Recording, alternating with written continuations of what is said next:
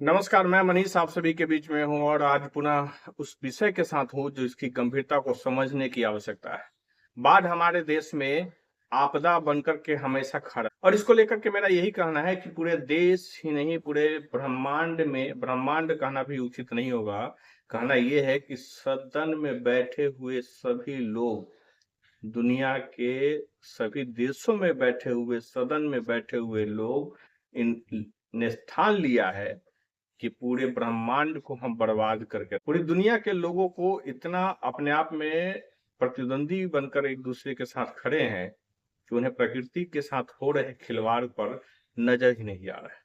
प्रकृति किस प्रकार से लोग कर रही है उसको खेल नहीं कह सकते हैं।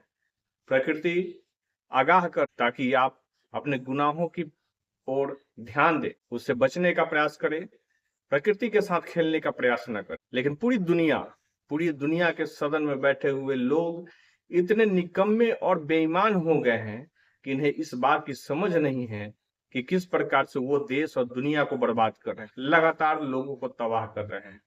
लोगों के साथ, प्रकृति के साथ जो हो रहे खिलवाड़ पे हम एक विशेष तौर पर एक नए यूट्यूब चैनल जो कि हमारी एक संस्था है, ट्रस्ट है, उसके माध्यम से हम ला रहे हैं जिसमें पूरी समीक्षा करेंगे।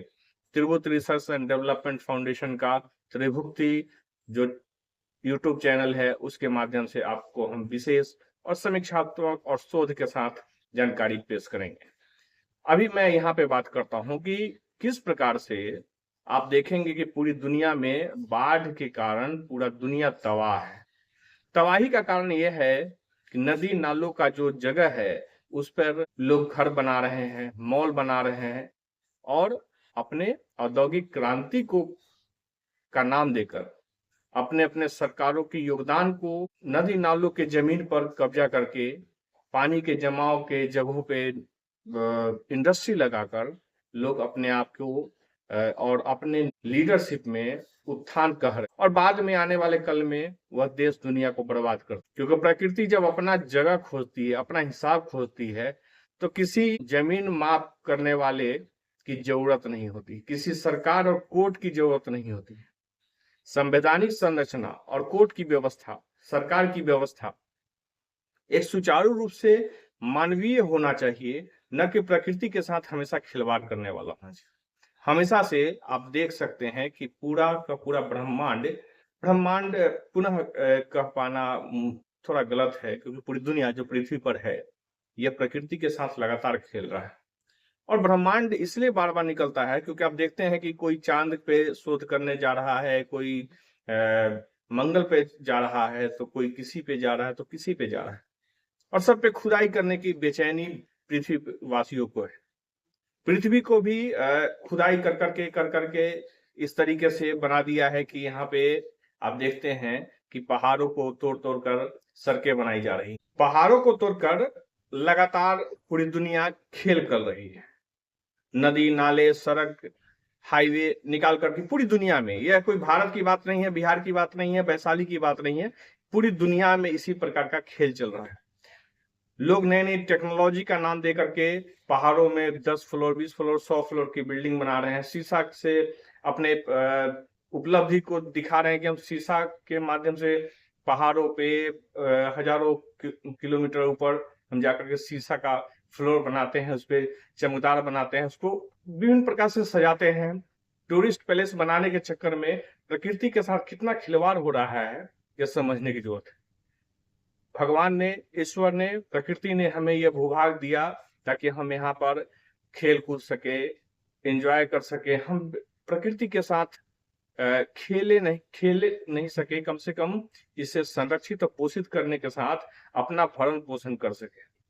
हम इतने लालची हो गए हैं, और खास करके हमारे सदन में बैठे हुए लोग, पूरी दुनिया की बात कर रहा हूं, ये सब कंपटीशन के चक्कर में, होड़ में, कि हम उनसे आगे में कोई आगे नहीं है।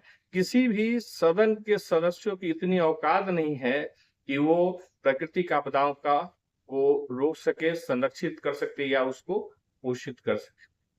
वह खुद कर लेती है। प्रकृति अपने खेल में खुद जब उतरती है तो क्या क्या लाती है वो हम सब लगातार देख रहे हैं।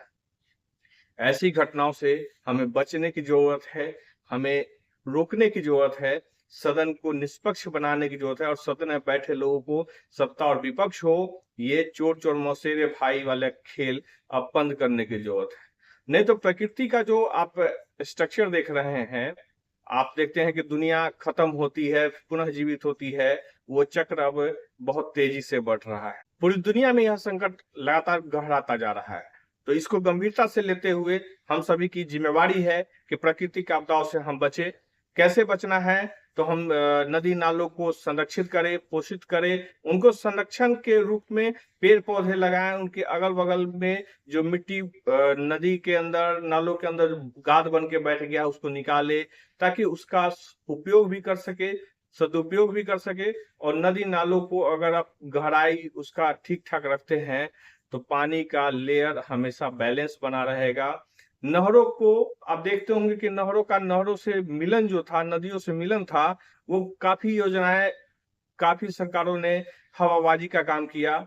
आज भी काफी काम जो वर्तमान सरकार, वो भी हवाबाजी में कई नहरों का उड़ाही करने का दावा करती है, लेकिन सब के सब 420 हैं। और इसका कारण है कि नदी से नदी, नहरों से नहरों और चौर से चौरों का मिलन नहीं हो पा रहा है।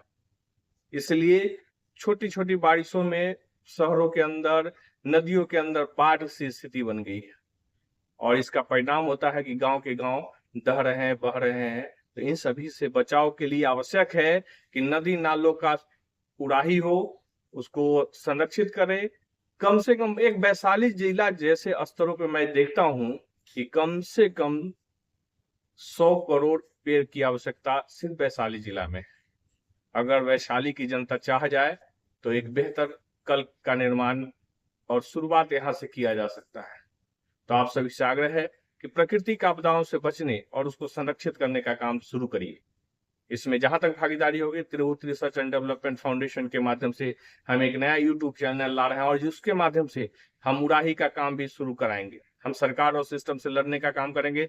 अगर वो सहयोग करती है तो सहयोग करेंगे, लड़ना होगा तो भी लड़ेंगे। लेकिन अगले कुछ महीनों से के बाद हम नदी नालों के उड़ाही और उसके प्रॉपर मैप लेकर कहां कहां पे किस तरीके से उसका स्ट्रक्चर बिगाड़ा गया है, उन सभी को पुनर्जीवित करने का काम, आंदोलन किया जाएगा।